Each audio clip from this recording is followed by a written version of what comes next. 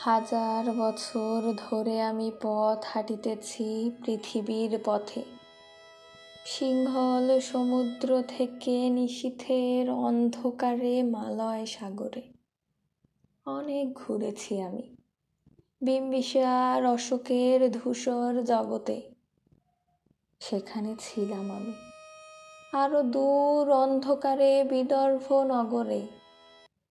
আমি ক্লান্ত প্রাণ এক, চারিদিকে জীবনের সমুদ্র সফেন।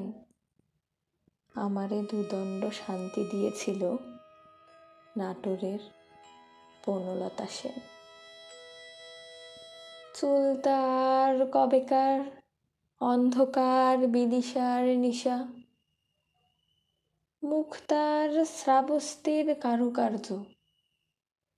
অতি দূর সমুদ্রের পর হাল ভেঙে যে নাবিক হারাইয়েছে দিশা।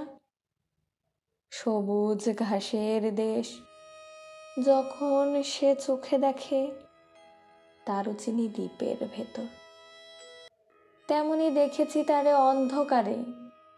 বলেছে সে, এতদিন কোথায় ছিলেন? পাখির নীড়ের মতো চোখ তুলে নাটোরের বনলতা সেন। সমস্ত দিনের শেষে শিশিরের শব্দের মতন সন্ধে আসে। ডানার রৌদ্রের গন্ধ মুছে ফেলে চিল। পৃথিবীর সব রং নিভে গেলে পাণ্ডুলিপি করে আয়োজন। তখন গল্পের তরে জোনাকির রঙে ঝিলমিল সব পাখি ঘরে আসে।